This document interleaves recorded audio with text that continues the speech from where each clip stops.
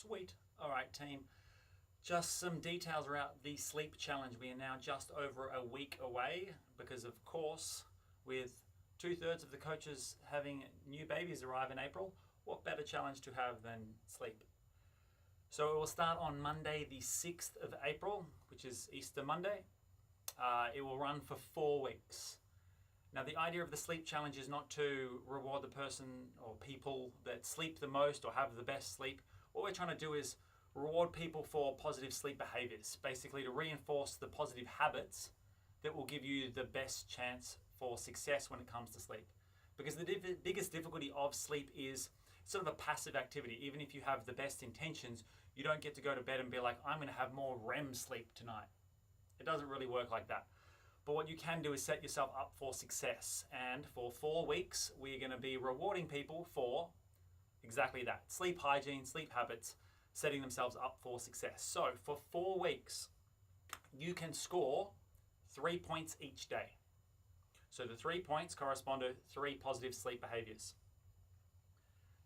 The 3 behaviors are bedtime, alcohol, and screen time. So let me explain. You get 1 point each day if you go to bed within 30 minutes of your bedtime. Now, when we say your bedtime, before Monday the 6th of April, you get to decide what your ideal bedtime is. We don't care if it's 8 p.m. or if it's 1 a.m., but it needs to be the same for the full 4 weeks. Consistency is what leads to better sleep behaviors. So you get to decide before it starts that I aim to go to bed at 11 p.m. or I aim to go to bed at 9:30 p.m. And you will get a point if you go to bed within 30 minutes of your time each day. That includes weekends. So if you go out and have a late night, you're not like, well, I'm within 30 minutes of my weekend bedtime. No, it is the same for 4 weeks. So whatever you choose at the start is your bedtime for 28 days. So 1 point if you go to bed within 30 minutes of your bedtime. Number 2 is alcohol. So you get a point if you consume alcohol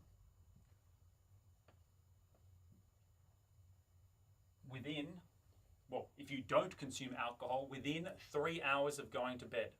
So if you're going to have a few drinks, make it a boozy lunch as opposed to a few glasses of wine with dinner.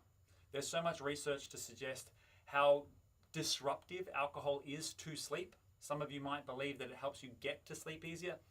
You're not actually asleep, you're sedated. There's a whole lot of science around that. But basically, alcohol significantly negatively impacts your sleep. So you get a point if you haven't consumed alcohol within 3 hours of going to bed. 1 point for that. The last is screen time, and that is within 60 minutes of going to bed. So you get a point there if you get off your devices within 60 minutes of going to bed. A few people have asked already in studio, TV, laptop, iPad, what are we actually defining as screen time? Now I'm going to be a little bit lenient on this because more research suggests that it's less about the blue light and the blue light blockers and the screen you're looking at is causing sort of the light to go through your eyes into your brain, and it's far more about the content, the context of what you're doing. So doom scrolling is basically giving you that dopamine hit every time you find something that's stimulating, whether or not it's funny or interesting or anything like that. Scrolling gives you that dopamine hit, that's off.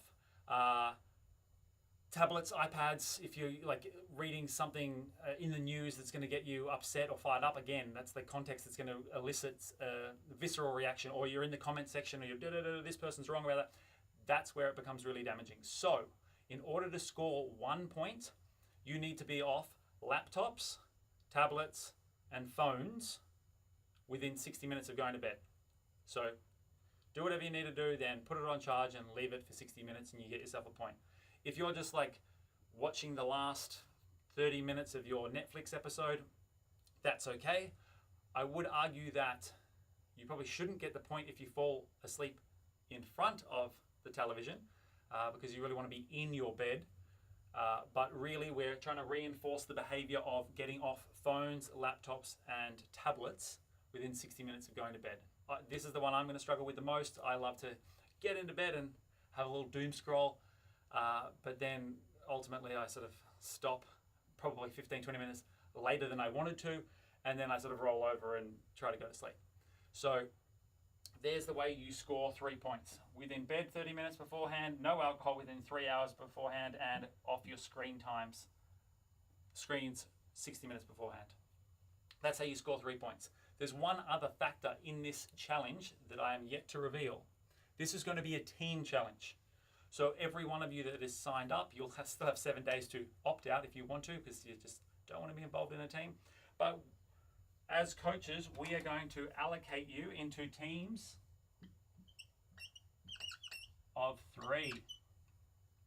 So at random, we're not going to let the 5 a.m. people be with the 5 a.m. people or the 9 a.m. people be with their buddies at 9 a.m. As the coaches, we're going to take all the names. I think we're well over 50 now, and we're going to put 3 people together, set them aside. 3 people together, set them aside. There's not going to be any ulterior motives here. We're not going to do any matchmaking or anything like that. We're basically just going to choose it at random. Other than we're going to try and put people from different time slots or different days of the week together, just so you might meet somebody else in the community. And how it works is, each day your team of 3 has the ability to score 9 points. Amongst your team of 3, what we want you to do is we want you to message each other, like send a text message or a WhatsApp or an email to one of you. One of you can be the designated scribe or captain or leader, whatever you want to call them. And you accumulate your points for the team. So as the scribe or team leader, you will have a score of 9 that you'll then tell the coaches each day. And then we'll be able to track those teams over the course of the 4 weeks. Each week we'll have a leading team, a winning team. They'll be rewarded. There will be prizes each week. And at the end of the 4 weeks, there will be the top team with the most points rewarded for their sleep behaviors.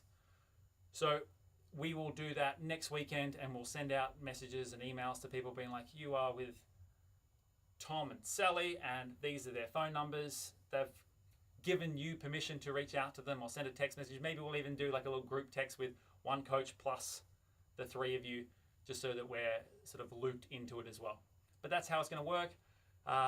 More than anything, these challenges that we do every 2 months are about community. It's about engagement. It's not about competition and winning and losing.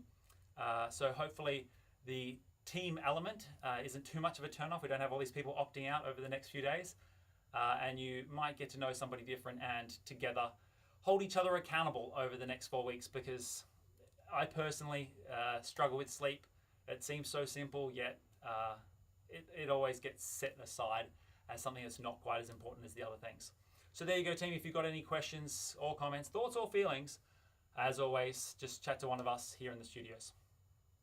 Thanks, team. Happy sleeping.